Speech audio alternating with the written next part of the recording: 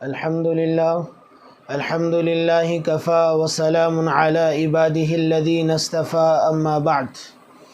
جب بھی گلستہ کو خو کی ضرورت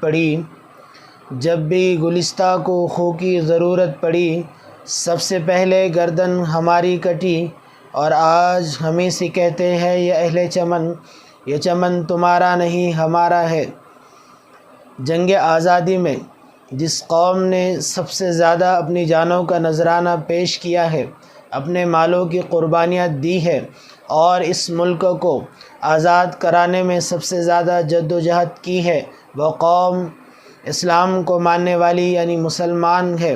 مسلمانوں نے اس ملک کو آزاد کرانے کی خاطر اپنا سب کچھ قربان کر دیا اور اپنا سب کچھ لٹا دیا، اور مسلمانوں نے بے انتہا قربانیاں دی ہے۔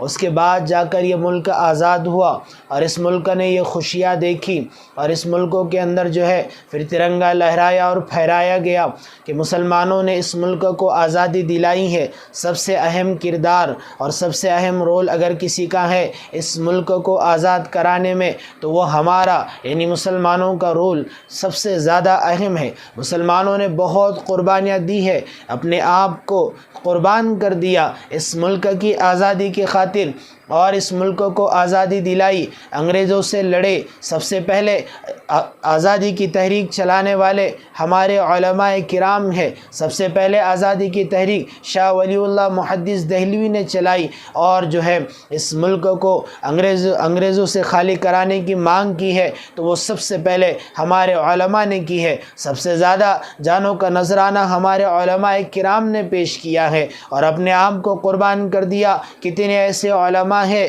اور کتنے ایسے مسلمان ہیں جنہوں نے اس ملک کو آزاد کرانے کی خاطر اپنے بیویوں کو بیوہ کر دیا، اپنے بچوں کو یتیم کر دیا۔ کیا انہیں اپنی بیویوں سے محبتیں نہیں تھی؟ کیا انہیں اپنے بچوں سے محبتیں نہیں تھی؟ اس کے باوجود بھی انہوں نے اپنی بیویوں کو بیوہ کیوں کیا؟ انہوں نے اپنے بچوں کو یتیم کیوں کیا؟ صرف اس لیے کیا کہ یہ ملک غلام انگریزوں کا تھا، تو انگریزوں کی غلامی سے کیسے اس ملک کو چھٹکارا دلایا جائے اور کیسے یہ ملک آزاد ہو جائے۔ اس لیے سب سے زیادہ قربانی ہم لوگوں نے دی ہے۔ ساری محبتیں کے باوجود ساری محبتوں کو ایک طرف رکھ دیا اور اپنے ملک کی محبت کو ایک طرف رکھ دیا۔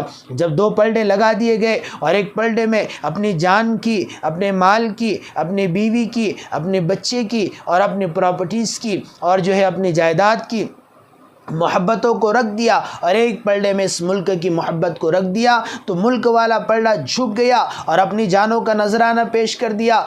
60,000 علماء کرام کی گردنوں کو کاٹ کر ہر درخت پہ لگا دیا گیا۔ جب انسان دہلی سے نکل جاتا تو وہ جگہ جگہ راستوں پہ دیکھتا کہ یہاں پر علماء کرام کی گردن کو لٹکا دیا گیا ہے، اور صرف اس لیے لٹکا دیا گیا تھا کہ یہ لوگ اس ملک کی آزادی کے قائل تھے۔ ان کا کہنا تھا کہ اس ملک سے انگریزوں کو بھگا دیا جائے گا اور اس ملک کو انگریزوں کی غلامی سے آزاد کر دیا جائے گا۔ اس لیے مسلمانوں نے، اور خاص طور سے مسلمانوں کے رہنما، مسلمانوں کے رہبر علماء کرام نے قربانیاں دی ہے۔ 1857 کی جنگ آزادی میں سب سے زیادہ اگر کردار کسی کا رہا تو وہ مسلمانوں کا کردار رہا، اور خوب جو ہے اپنے آپ کو اس ملک کی آزاد کرانے میں لگا دیا اور خوب زیادہ جو ہے قربانیاں دی ہے۔ جب 1939 میں کراچی کی ہائی کورٹ میں جب شیخ الاسلام مولانا حسین احمد مدنی رحمۃ اللہ علیہ کو، جنہوں نے 18 سال تک مدینہ منورہ میں حضور اکرم صلی اللہ علیہ وسلم کے روضے مبارکہ کے سامنے رہ کر حدیث کا درس دیا، بچوں کو، طلباء کو حدیث پڑھائی اور بخاری شریف پڑھائی، بخاری شریف کا درس دیا، وہ شیخ الاسلام حسین احمد مدنی رحمۃ اللہ علیہ کو جب کراچی کی ہائی کورٹ میں پیش کیا گیا اور انگریز نے کہا کہ اگر تم اپنا فتویٰ واپس نہیں لیتے، اگر تم اپنی جو ہے محنت کو اور اپنی جد و جہد کو ختم نہیں کرتے تو ہم تمہیں پھانسی دیں گے۔ کیا تمہارا فتویٰ ہے؟ تم کیا فتویٰ دیتے ہو؟ اس ملک کی خاطر پہلے شیخ الاسلام کو ڈرایا گیا، دھمکایا گیا، اس کے بعد کہا گیا کہ تم اس ملک کی خاطر یعنی اس ملک کی آزادی کے لیے تمہارا کیا فتویٰ ہے؟ شیخ الاسلام رحمۃ اللہ علیہ کہنے لگے کہ یہ ملک جو ہے ہمارا تھا اور ہمارا رہے گا، انگریزوں نے اس پہ قبضہ کیا ہے اور انگریزوں نے اس ملک کو غلام بنایا ہے، اس لیے میں انگریزوں کے خلاف جنگ کا فتویٰ دیتا ہوں اور میں کہتا ہوں کہ انگریزوں کے خلاف جہاد حلال ہے، جہاد کرنا پڑے گا، انگریزوں کو اس دھرتی سے اور اس زمین سے نکال کر پھینک دیا جائے گا، اس ملک بھارت سے ان کو نکال دیا جائے گا، یہ میرا فتویٰ ہے کہ ان کے خلاف جنگ کی جائے گی اور جنگ آزادی جاری رہے گی۔ تو انگریز کہنے لگا کیا تم جانتے نہیں ہو کہ اس کا انجام کیا ہے؟ جو بازو میں لوگ تھے انہوں نے کہا کہ آپ جانتے نہیں ہو کہ اس کا انجام کیا ہے، کہ تمہیں اگر اس فتویٰ تم نے واپس نہیں لیا اور یہ بات اپنی واپس نہیں لی، یہ قول اپنا واپس نہیں لیا، تمہیں کیا سزا دی جائے گی؟ کیا تم جانتے ہو؟ مولانا کہنے لگے ہاں جانتا ہوں کہ سب سے بڑی سزا کیا ہو سکتی ہے، یہ موت کی سزا دیں گے، اس لیے میں کفن کو اپنے بغل میں دبا کر لے کر آیا ہوں۔ یہ تھے وہ ہمارے اکابر، ہمارے وہ اسلاف جنہیں اس ملک کی خاطر قربانیاں دی ہے، اور آج فرقہ پرست طاقتیں کہتے ہیں کہ تم نے کیا قربانی دی ہے، مسلمانوں کا یہ ملک نہیں ہے۔ میں کہتا ہوں کہ جتنا یہ ملک دوسروں کا ہے اس سے زیادہ مسلمانوں کا ہے، اس لیے کہ سب سے زیادہ قربانی دینے والے مسلمان ہیں، سب سے زیادہ قربانی مسلمانوں نے دی ہے۔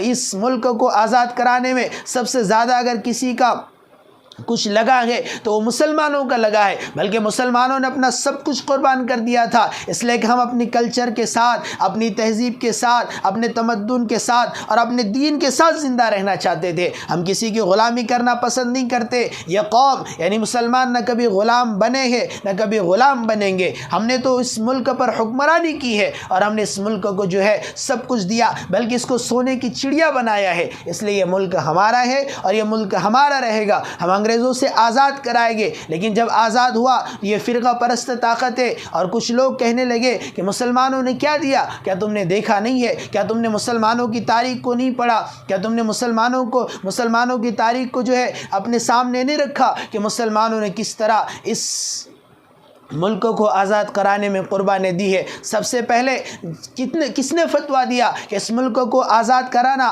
اب جو ہے حلال بن چکا ہے، اس ملک کے خاطر جہاد کرنا اب حلال ہو چکا ہے؟ وہ کس نے فتویٰ دیا؟ ہمارے تو علماء نے فتویٰ دیا، مسلمانوں نے فتویٰ دیا۔ سب سے پہلے کس نے جانے دی؟ کس نے 60 ہزار گردنوں کو جو ہے درختوں پہ لٹکا دیا؟ وہ مسلمان ہی تو تھے جس نے اپنی گردنوں کو لٹکا دیا۔ کیا آپ کو معلوم نہیں ہے کہ مولانا ابوالکلام آزاد رحمۃ اللہ علیہ کو جب جو ہے جیل میں ڈالا گیا، ان کے والدہ کا انتقال ہوا، نہرو جی آئے اور کہنے لگے مولانا آپ کے والدہ کا انتقال ہو چکا ہے اور انگریزوں نے تمہیں جیل میں ڈالا ہے، اگر تم کہتے ہو تو میں انگریزوں سے سفارش کروں گا، میں انگریز سے جا کے کہوں گا کہ مولانا کو ان کے والدہ کی میت میں جانے دیا جائے۔ مولانا نے کہا نہیں، ہم جو ہے کسی انگریز سے بھیک مانگیں گے نہیں، ادھر والدہ کا جنازہ اٹھے گا اور ادھر ابوالکلام آزاد جو ہے اس ملک کو آزاد کرانے کے لیے جدوجہد کرے گا، کچھ نئی ترکیب دماغ میں لائے گا۔ اس لیے تو ریشمی رومال کی تحریک ہم نے چلائی تھی،